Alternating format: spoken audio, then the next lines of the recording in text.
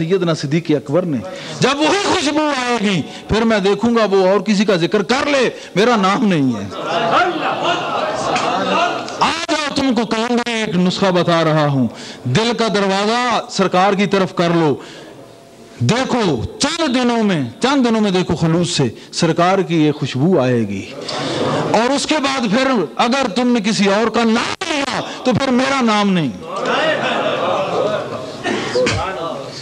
بات مشاہدے کی ہوتی ہے، بہت سارے لوگ بیچارے مجاہدے میں عمر گزار جاتے ہیں۔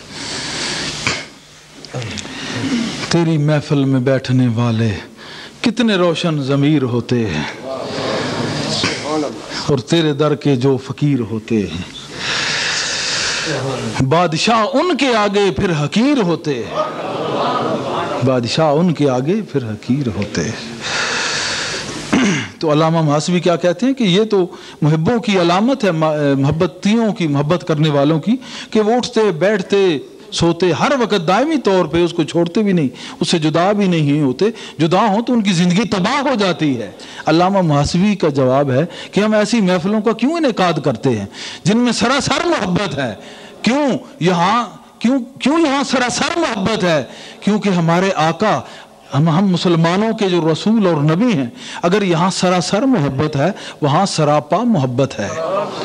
اگر وہ سراپا محبت ہے تو ان کی اس سراپا محبت کی یہ عنایت ہے اور یہ ان کی برکت ہے، ورنہ کوئی محفل جمال کتنے دن جمائے گا؟ یہ وہ اصلی محبت کی محفل ہے جو دن بدن بڑھتی پھلتی پھولتی ہے، کیونکہ خوشبو محمد پھل پھول رہی ہے۔ تو یہ محبت کرنے والوں کا یہ طور طریقہ ہوتا ہے۔ مگر وہی بات کہ ہر بکھاری پا نہیں سکتا مقام خواجگی، کہ کسی کو اس کا غم نصیب ہوتا ہے۔ اور حضور کی شان میں حدیث قدسی جو شفا شریف میں امام قاضی ایاز نے بیان کی، کہتے ہیں جعلت تمام الایمان بذکر کا معیا، کہ اللہ پاک کہتا ہے کہ میں نے تمام ایمان اپنے ذکر کے ساتھ تیرے ذکر کو بنا دیا ہے۔ تمام ایمان، کلہم ایمان، کیا ہے کہ اللہ کے ذکر کے ساتھ نبی کا ذکر کیا جائے، یہی مکمل ایمان ہے۔ اور مسلمانوں کی محفل میں کیا ہوتا ہے، یہاں قرآن بھی پڑھتے ہیں اور یہاں سلام بھی پڑھتے ہیں۔ تو کیا ہوا، جعلت تمام الایمان بذکر کا معیا، وقال ایدن، کسی اور جگہ پہ فرمایا گیا جعلت کا ذکرا من ذکری فمن ذکر کا ذکرنی، کہ محبوب جو تیرا ذکر کرے گا وہ میرا ذکر کرے گا۔ اس کو ایمان مکمل بیان کیا گیا کہ جو اللہ اور رسول کا ذکر کرے، اور اللہ اور رسول میں یہ اگر دیکھیں تو برابری آ رہی ہے، وہاں اللہ کا ذکر کیا، یہاں نبی کا ہٹ کے ذکر کر دیا، معاملہ شرک پہ مبنی نہ ہوا۔ سوچنے کی بات ہے، لیکن یہ پتہ چلا کہ اگر اللہ کے محبوب کا ذکر اللہ کے ساتھ یا اس کے آس پاس کر لیا جائے تو شرک نہیں ہوتا۔ کسی اور کا کرو گے وہ اور بات ہے، وہ اور تھے تم اور ہو، وہ اور تھے تم اور ہو۔ کسی کو نالین اتارنے کا حکم، کسی کو کہا یہ عرش تو دیکھتا ہے تیرے نالین کے تلوے محبوب، یہاں تو تیرے پاؤں کو یہ ترس رہا ہے، وہ اور تھے تم اور ہو۔ تو شرک کا یہ بھی معنی نہیں کہ کسی کے اس کے برابر اگر ذکر کر دیا جائے، یہ بھی نہیں ہے۔ یہ بھی پتہ تب چلتا ہے جب کمال رسالت سمجھ میں آ جائے، ورنہ انسان ساری عمر شرک کو سمجھنے سے ہی قاصر رہا ہے، پھر اس پہ بات ہوتی رہے گی۔ اسی جگہ ابو سعید خدری کی ایک روایت میں بھی ہے، اتانی جبریل، حضور علیہ السلام فرماتے ہیں جبریل میرے پاس آیا، فقالا، اس نے کہا ان ربک یقول اتدری کیف رفعت ذکر کا، قلت اللہ اعلم، قال اذا ذکرت ذکرت معیا، کہ حضور آپ کو پتہ ہے کہ آپ کا ذکر اللہ پاک نے کتنا بلند کیا ہے، کتنی اس کو رفعت عطا کی ہے، کتنی اس کو وسعت عطا کی ہے۔ فرمایا یہ تو اللہ جانتا ہے، جانتے رسول تھے، اگر رسول کے پاس آنے والا دربان رسالت جانتا ہے تو جس کے پاس آیا ہے وہ نہیں جانتا۔ حیران کن بات یہ نہیں ہے، اس لیے کہ آنے والی امت اور مسلمانوں پہ یہ واضح ہو جائے، اس بات کو پڑھے کہ جب سرکار نے فرمایا یہ اللہ جانتا ہے تو ایک تجسس پیدا ہو، ان تک یہ بات پہنچانی تھی، جانتا تو رسول بھی تھا. اگر جبرائیل جانتا ہے جو دربان مصطفیٰ ہے اور غلام مصطفیٰ ہے اور فخر سمجھتا ہے اس در کی خاک ماتھے پہ مل کے جو فخر سمجھتا ہے وہ جانتا ہو, اور سرکار کہیں کہ قلت اللہ, اس میں ایک مقصد تھا کہ اللہ جانتا ہے. یا یوں کہہ لیجئے کہ حضور ایک دن اپنے اللہ کے ذکر کی مستی میں مست تھے, ذکر کی مستی میں اس قدر تھے کہ عالم وہی تھا کہ لی اللہ وقتن, کہ میرے پاس ایک ایسا وقت ہوتا ہے کہ اللہ ہوتا ہے اور میں ہوتا ہوں. یا ایسا عالم تھا کہ مستی میں مستوار تھے, بے خود تھے اللہ پاک کی اس نورانیت و حسن و جمال میں محو تھے. تو جبرائیل آ گیا تو اس نے کہا آپ کو پتا ہے کہ آپ کا ذکر کتنا بلند ہے؟ ارے جو اس کے پاس بیٹھا ہوا اس کو نہیں پتا کہ ذکر کتنا بلند ہے؟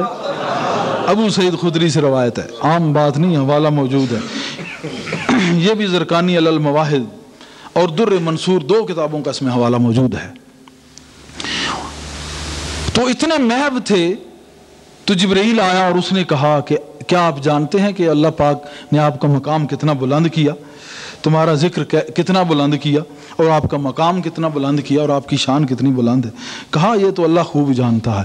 اس وقت یہ عالم تھا کہ سرکار محو اتنے تھے کہ لا الہ الا اللہ کی مقام پہ ہمیں وقت فیض رہنے والا جب صحیح معنی میں مستغرق ہو جائے تو اس وقت لا الہ چھوڑ کے الا اللہ پہ فائز ہوتا ہے. اس وقت سرکار اور اللہ پاک اسی نور میں مدغم تھے. اس وقت وہ یہی کہہ سکتے تھے کہ اللہ جانتا ہے, چاہے وہ عرش پہ ہے چاہے اس وقت فرش پہ ہے, وہ جانتا ہے. نہیں سمجھ میں آیا بات کہ وحدت الوجود کے تحت اگر ہر شے اس کی طرف سے ہے اور ہر چیز میں اس کا پرتو اور روشنی ہے اور تمام حسن اس کا ہے, تو حضور علیہ الصلوۃ والسلام کس کے ہیں؟ تو اس لیے فرمایا قلت اللہ, یا قلت اللہ, کہ اللہ, فرمایا کہ اللہ بہتر جانتا ہے. قلت اللہ اعلم, کہ اللہ بہتر جانتا ہے. سمجھ میں آ گئی کہ سرکار نے ایسا کیوں فرمایا؟ سمجھ میں آ گئی بات کہ حضور علیہ الصلوۃ والسلام اور اللہ پاک اس وقت وہی بات تھی کہ کچھ فرق نہیں ماں بہن پیا. تو اس وقت سرکار نے ایسا فرمایا, ورنہ جبرائیل تو سیکھنے آتا تھا اس در سے, اور میں تو کہتا ہوں اب بھی وہ زیارت کرنے آتا ہے, جہاں سیکھتا رہا اب وہ اس جگہ کے طواف کر رہا ہے. تو اس وقت پھر اس نے کہا, فرمایا کہ جب میرا ذکر ہوگا تو میرے ذکر کے ساتھ تمہارا ذکر بھی ہوگا. اللہم صلی علی سیدنا محمد علیہ وسلم. ٹائم مجھے بتاتے رہنا.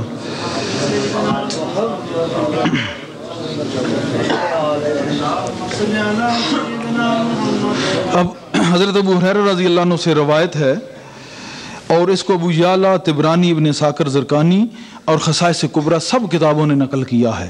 حضرت ابو ہریرہ رضی اللہ عنہ فرماتے ہیں کہ ایک شخص حضور علیہ السلام کی خدمت اقدس میں آیا اور اس نے کہا یا رسول اللہ میری بیٹی کا نکاح ہے اور میرے پاس خوشبو نہیں ہے, خوشبو نہیں ہے. اس کو چاہیے تو یہ تھا کہ کسی بازار میں جاتا, دکاندار سے لیتا, کیونکہ اسلام پہ عمل کرنے والے, قرآن پہ عمل کرنے والے اور حضور کی اقتداء کرنے والے اور حضور کے عاشق وہ کبھی ایسے نہیں ہوتے کہ دکان پہ جا نہ سکیں. آج تک یہ ممکن نہیں ہے.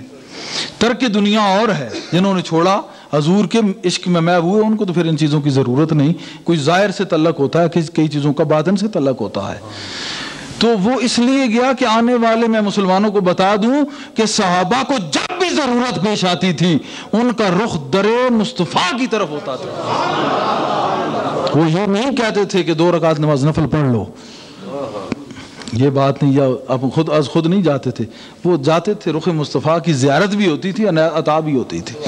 تو جب گئے تو بیٹی کے نکاح کا فرمایا, اور فرمایا خوشبو نہیں. سرکار نے فرمایا کل آ جانا اور کھلے کھلے منہ والی بوتل لے آنا. اور وہ بوتل لے کے آئے. سرکار نے اس ہاتھ سے یوں کیا, پسینہ اس میں نچوڑ دیا, اس ہاتھ سے یوں کیا, پسینہ اس میں نچوڑ دیا. ایسے کرتے رہے, ہاتھوں کا ہی تھا ابھی تو وہ بوتل میں کافی آ گیا. فرمایا اب لے جاؤ. وہ کہتے ہیں کہ وہ جب وہ گھر انہوں نے وہ لڑکی کو لگایا, بعد میں وہ لگاتے تھے تو پورے مدینے شہر میں اس کی خوشبو پھیلتی تھی, پورے مدینے شہر مہک جاتا تھا. وہ بدن مصطفیٰ سے نکلنے والا پسینہ نور, لب نور, دہن نور, ہیں جی.